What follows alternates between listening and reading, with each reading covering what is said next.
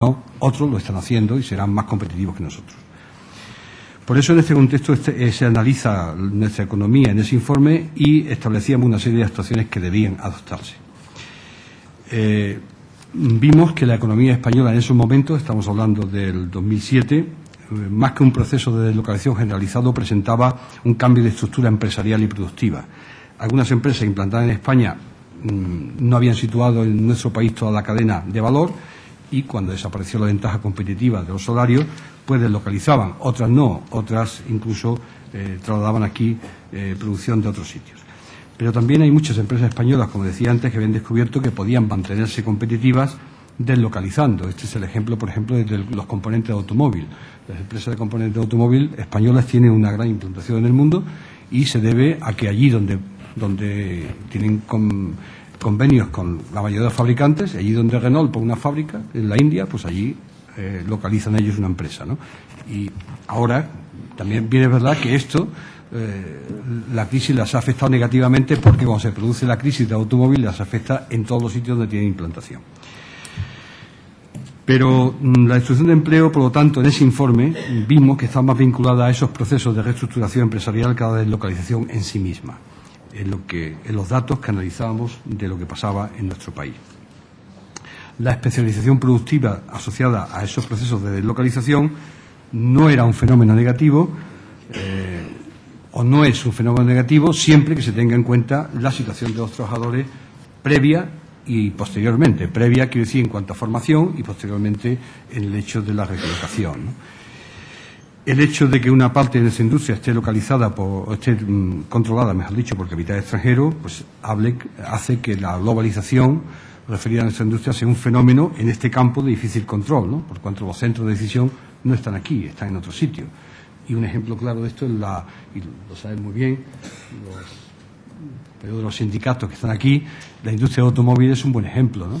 Hay que hacer múltiples esfuerzos, no solamente de los gobiernos, sino de presión, para que esas decisiones no afecten a las plantas productivas de aquí, porque compiten directamente con donde tienen su industria matriz, con Francia, en el caso de Renault, o etcétera, ¿no?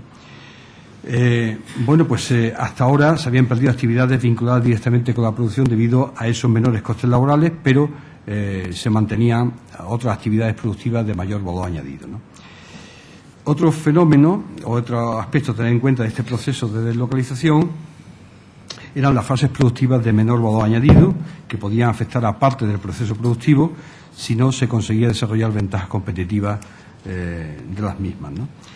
En definitiva, vimos en ese informe que nuestro país había basado buena parte de su progreso económico en ventajas laborales y, por tanto, en coste de producción, y deberíamos avanzar hacia un cambio de modelo que mejorara la calidad de la producción con un mayor esfuerzo tecnológico y formativo.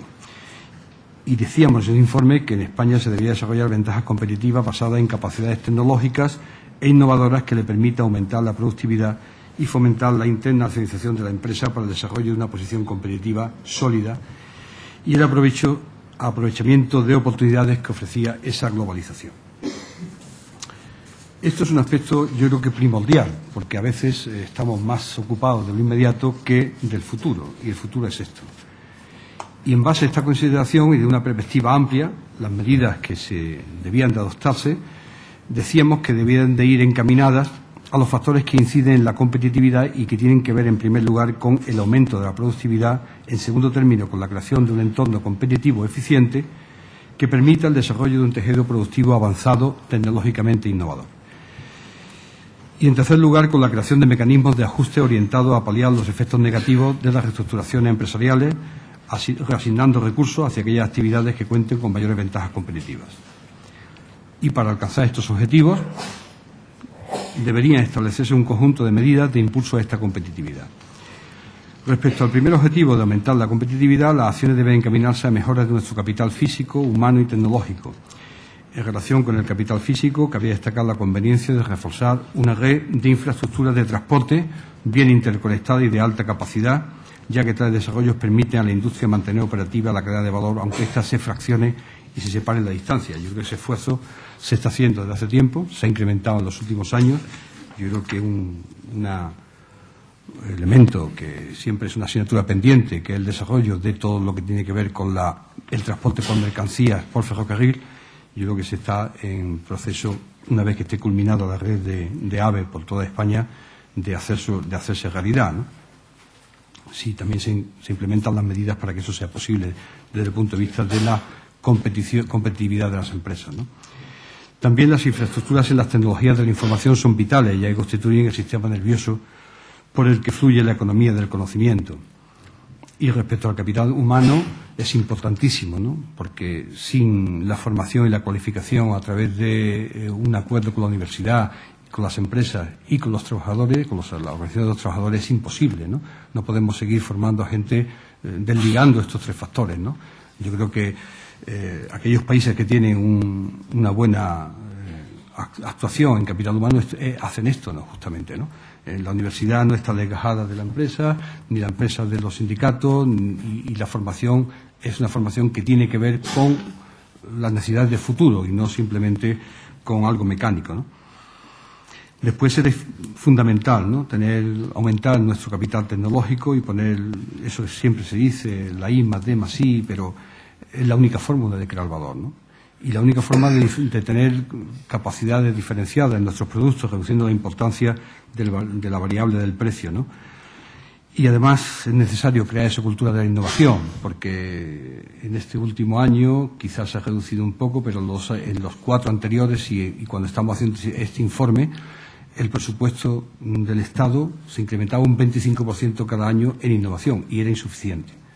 Porque además de eso, la iniciativa privada también debería de incrementar en la misma proporción y eso tiene dificultades. Y el segundo gran objetivo es el desarrollo de un entorno competitivo y eficiente, al que antes he hecho referencia también, para que esas pautas de crecimiento del tejido productivo sean pautas que se lleven de acuerdo con todo el mundo. No es solamente cuando hablamos y en el Congreso esto nos pasa a veces, cuando hablamos de la forma de legislar o de cómo lo hacemos, en función de una u otra necesidad, tenemos que hacerlo de tal forma